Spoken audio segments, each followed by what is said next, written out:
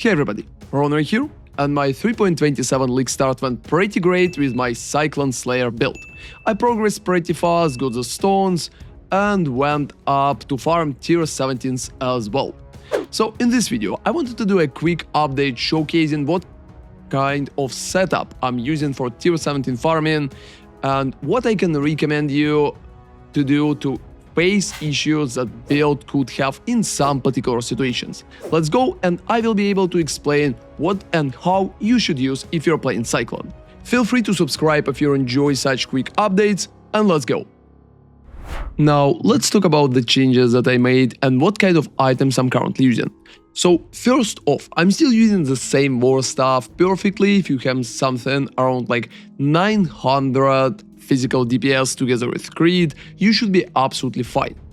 But the big thing that I changed is the body armor. So for body armor, right here, I have ignore stance while using socketed attack skills, and socketed attacks have -20 to total mana cost.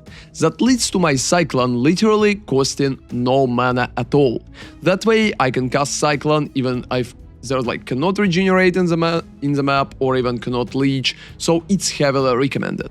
The rest of the bonuses is pretty great as well. I have like, you can apply an additional curse, which is allowing me to use a curse enemies with vulnerability on my ring.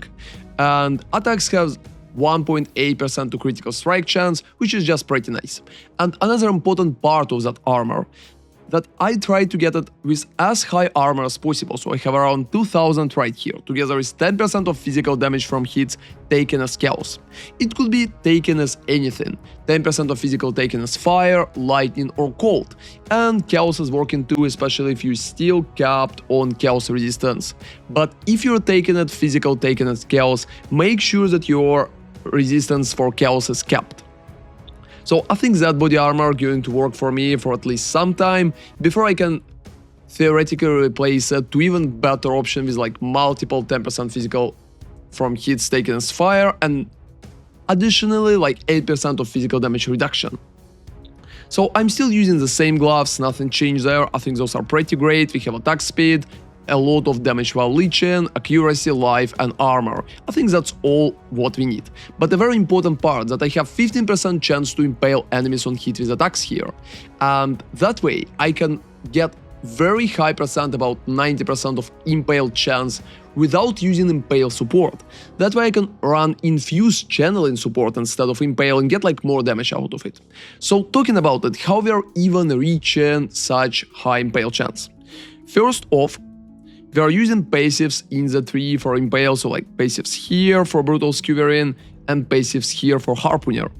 And on top of that, I'm using grafts with like 12% chance to impale enemies on hit, which is helping a lot. And on top of that, I'm also using a Watcher's Eye. Watcher's Eye gives me 25% chance to impale enemies on hit with attacks while using Pride.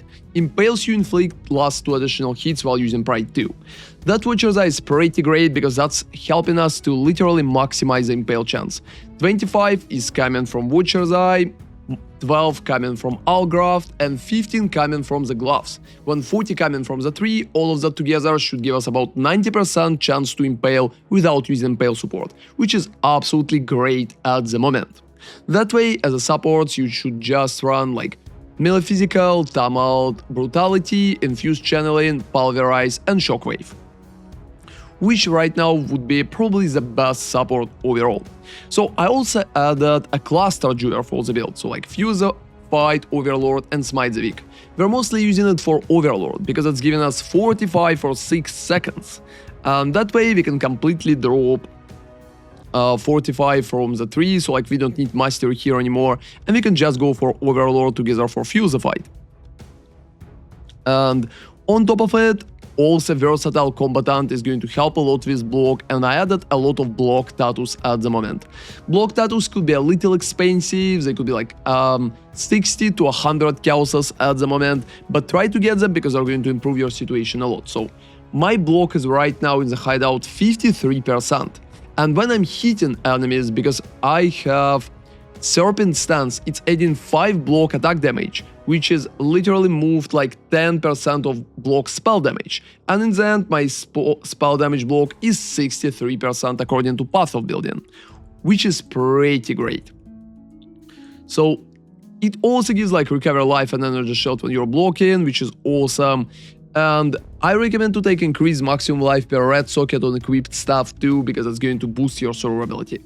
I also try to get like all endurance charges, so one here, and one here at the moment. And added a few cool jewels to the build itself. So for jewels, just aim for high increased maximum life, global critical multiplier, and multiplier with 200 milliweapons.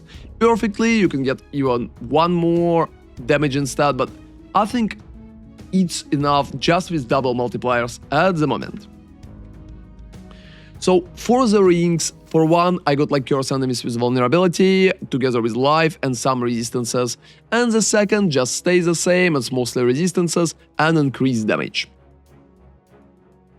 Another interesting question is attributes. So attributes are mostly coming from Carnage Heart right now. It gives 18 as implicit and 48 to all attributes, just as a down stat. I think it's fixing almost all attributes issues that I currently have, and I still recommend to use Carnage Heart just because of that.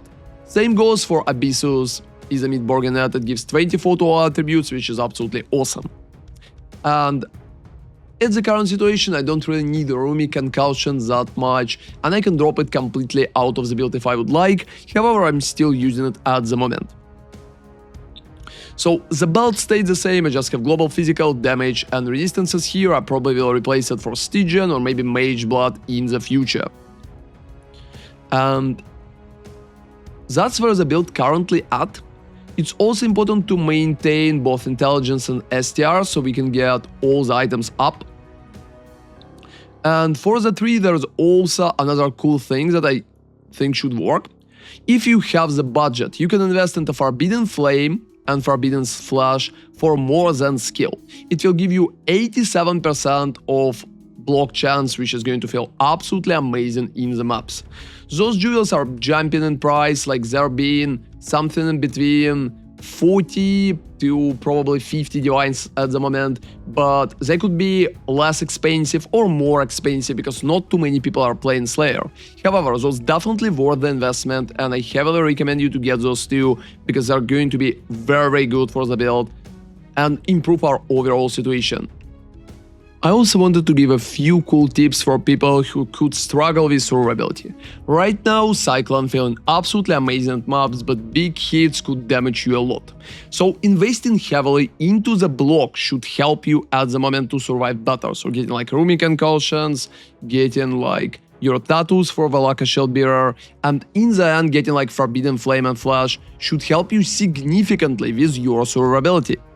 And on top of that, I heavily recommend you, if you feel like you're squishy, to change from Blood stance to the Sand stance. It could give you about 20% of better survivability just because of the Flash and the Stone, 90% less damage from enemies in Aura. So I heavily recommend to just swap to Sand if you're feeling like you're going to receive a lot of damage in some particular map. And another cool thing, like if you're feeling like custom damage taken and Molten Shell not helping you a lot, you can change custom damage taken to automation for higher level of Molten Shell. But I really believe that custom damage taken is less reactionary and it's working pretty good, at least for me at the moment. Investing a little more into the life should help a lot, and if you don't have life on your body armor, it's pretty important to get a life mastery for 15% increased maximum life if there are no life modifiers on equipped body armor. Keep that in mind, because more life is going to provide you more survivability. I also heavily recommend to take like armor and evasion mastery, because it can give you additional armor per endurance charge, which should feel absolutely amazing for 1 point. And taking about Path of Viridian, my build is currently about 21 million of DPS, which is very nice, considering if it would be like a full rage and with up flasks. I think it could be forced even further, but in the most situations it feels like damage is just enough for almost all type of content, and survivability should be mostly based on the block, so 87% of block chance is feeling absolutely amazing at the moment. So there is not a lot of changes. You can get Cyclone of Tumult level 21 for more damage, level up your Awakened Gems too if it's still not the maximum, and I will probably still work on it trying to reach some min-max stage later on in the game, which I'm probably going to showcase in the separate update. However, I believe right now the build is in a very good place already and should be able to deal with most of the content in the game. For additional survivability, you can also take 30% reduced extra damage from crit, and at level up you can take 30 more reduced damage from crit, which should feel pretty nice against big hits, especially boss hits that should kill you occasionally. So that's been my quick showcase for tier 17 version of the build that I reached about 1 day ago, and right now it should be pretty viable for almost everything the game is going to throw at you.